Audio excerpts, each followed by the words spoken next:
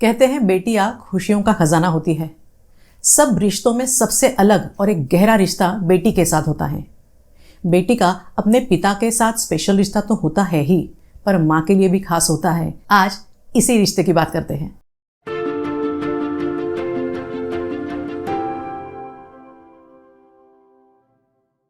नमस्कार।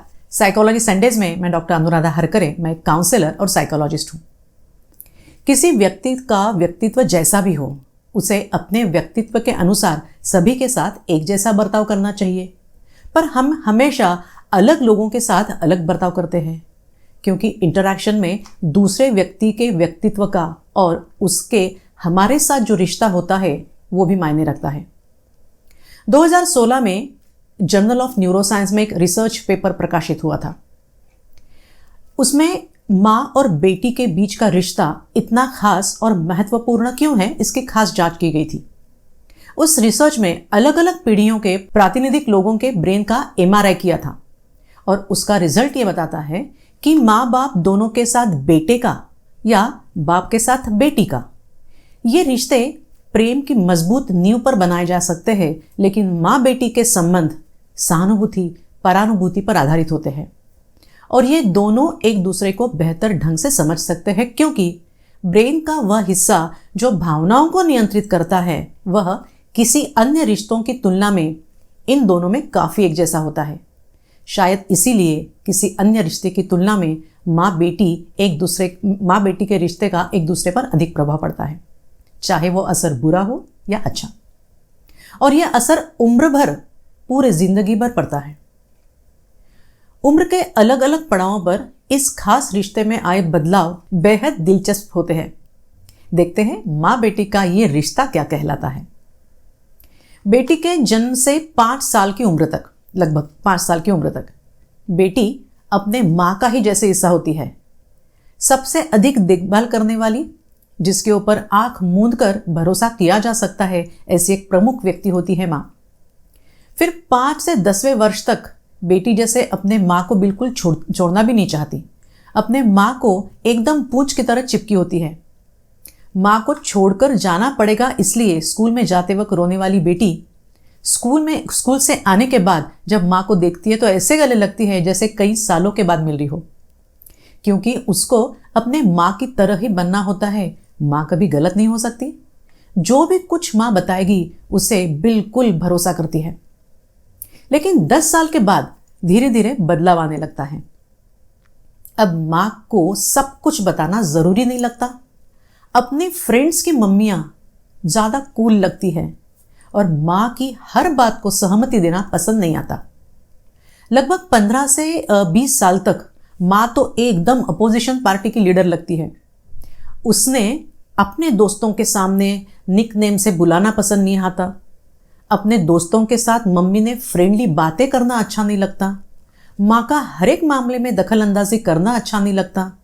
माँ मतलब मोबाइल पर क्या देख रही है, किससे बात कर रही है, किस तरीके के कपड़े पहनने वाली है, कब बाहर जाने वाली है, किसके साथ जाने वाली है, इन बातों में बेटी पर नज़र रखने वाली जैसे एक औरत बन जाती है। रिस्ट्रिक्शन रखने वाली एक चौकीदार। जिंदगी के पहले 10 साल बेटी जितनी बार लव यू मॉम कहती है, उससे कई ज़्यादा बार आई हेट यू कहती है। और न जाने सबकी माएँ कितनी बार जब तुम माँ बनोगी तब समझोगी ये कहती है। संक्षेप में कहें तो माँ बेटी के इस रिश्ते के पहले 10 साल प्यार के होते हैं और अगले 10 साल विरोध के। लेकिन निश्चित रूप से यह एक फेज होती है जो बेटी 20-21 साल तक जब होती है तब तक ही रहती है, क्योंकि अगले 5 वर्षों के लिए माँ फिर से एक बार अच्छी दोस्त बन जाती है। मतलब उसके बाद अच्छी दोस्त बन जाती है।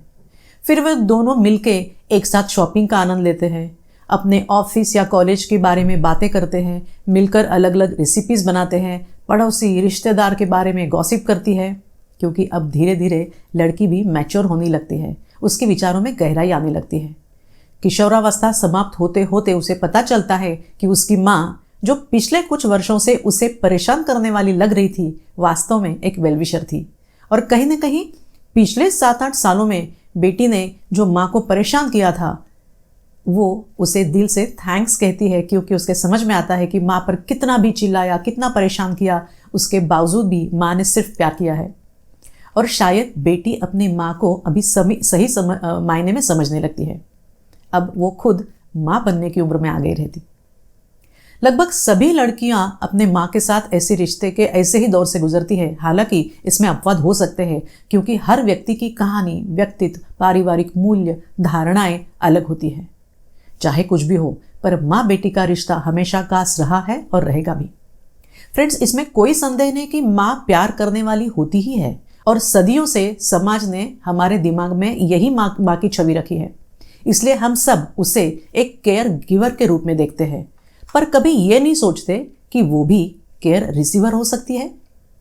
परिवार के बाकी लोगों की प्राथमिकताएं पूरा करते हुए उसे भी कुछ चाहिए होगा, उसके भी कुछ अपने सपने हो सकते हैं, पर शायद उसे कोई समझता है। लेकिन उसी का दूसरा रूप होती है, उसी से उम्मीद की जा सकती है बेटी से, जो उसे समझ सके। साइंस और रिसर्च कहता है कि माँ बेटी का रिश्ता खास होता है, लेकिन उसमें दोनों के व्यक्तित्व का प्रभाव होता है।